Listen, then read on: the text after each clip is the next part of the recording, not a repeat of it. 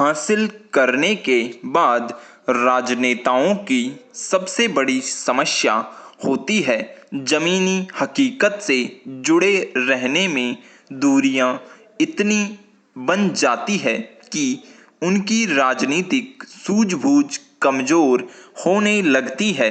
महामारी के इस दौर में यह समस्या इतनी गहरा गई है कि इन दिनों जब प्रधानमंत्री कोई भाषण देते या मन की बात करते हैं, ऐसा लगता है कि किसी और देश के प्रधानमंत्री हो, किसी ऐसे देश के जहां समृद्धि और संपन्नता वर्षों पहले आ गई हो। पहली बार मुझे ऐसा लगा जब उन्होंने यह दिए जलाने वाला भाषण दिया था, अप्रैल में, यह कहते हुए कि रात के 9 बजे इस देश के 130 करोड़ लोगों से आग्रह है कि वे अपने घर की बत्तियां बंद करके अपने दरवाजों पर खड़े होकर या घर की बालकनी में दिए जलाएं या अपने सेल फोन की बत्ती जलाकर रखें। 9 मिनट के लिए वह पहली पूर्णबंदी का 9वां दिन था और लाखों देशवासियों को बेघर हो जाने के बाद शहरों को छोड़कर अपने गांवों तक पैदल जाने पर मजबूर किया गया था। लेकिन प्रधानमंत्री को न इसकी जानकारी थी और न ही उनको किसी ने याद दिलाया था कि भारत के अधिकतर लोग कच्चे मकानों में रहते हैं या एक कमरे में छोटे मकान में, जिनमें बालकनी होने का सपना भी नहीं देख सकते हैं। बाद में कई राजनीतिक पंडितों ने हैरान होकर कहा अपने लेखों में कि ऐसा लगता है कि मोदी देश के यथार्थ से बहुत दूर हो गए हैं। न हुए होते तो कम से कम बालकनी वाली बात न कहते। पिछले सप्ताह मोदी ने एक और भाषण दिया जिसे सुनकर मुझे लगा कि वास्तव में मोदी बहुत दूर हो गए हैं यथार्थ से। इस भाषण में प्रधानमंत्री ने अमेरिकी निवेशकों को संबोधित करते हुए कहा कि भारत में निवेश करने के लिए यह सबसे अच्छा समय है, इसलिए कि उनकी सरकार ने ऐसे सुधार किए हैं जिनसे ईज ऑफ डूइंग बिजनेस का माहौल बन गया है, यानी लाल फीताशाही को इतना कम कर दिया है उनकी सरकार ने कि भारत में निवेशकों के सामने वे अड़चनें नहीं रही है जो इतनी ज्यादा हुआ करती थी। कभी विदेशी निवेशक भारत से दूर भागा करते थे। यथार्थ यह है मोदी जी कि एक छोटी सी चीज भी आयात करने में इतनी दिक्कतें सामने आती है कि कोविड के इस दौर में जब ऑनलाइन खरीदारी पर हम मजबूर हैं, कई लोग तौबा कर चुके हैं, जिनमें मैं भी हूँ। विदेशी निवेशकों को बहुत बड़े पैमाने पर निर्यात करने की जरूरत होती है, सो कल्पना कीजिए उनका हाल क्या होगा। ऊपर से लाल फीताशाही की मुसीबतें। मोदी सरकार की अपनी एक सूची के मुताबिक बिजनेस शुरू करने से पहले इजाज़तें लेनी पड़ती है 35 मंत्रालयों से।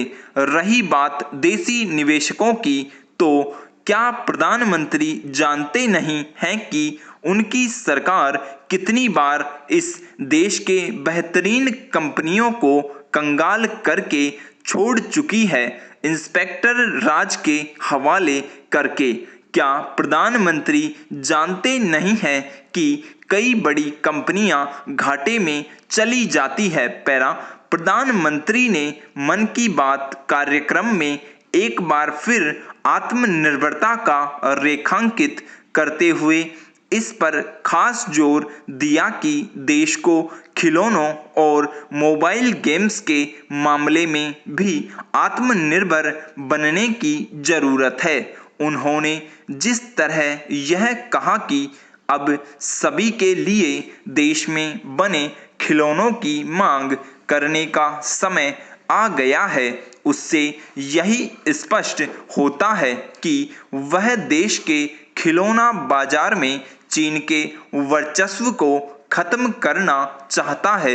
यह स्वाभाविक है। सच तो यह है कि खिलौनों के साथ साथ वे सभी वस्तुएं भारत में बननी चाहिए जो पहले यहाँ बनती थी, लेकिन कालांतर में उनका चीन से आयात होने लगा।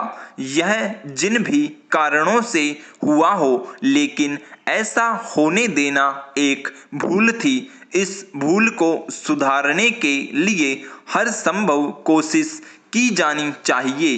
इस कोशिश को सफल बनाने में देशवासियों को भी योगदान देना होगा, लेकिन असली काम तो उद्यमियों और सरकार को ही करना है। सरकार की नीतियां ऐसी होनी चाहिए जिससे हमारे उद्यमी चीनी उद्योगों को हर क्षेत्र में पछाड़ने के आत्मविश्वास से लैस हो सकें।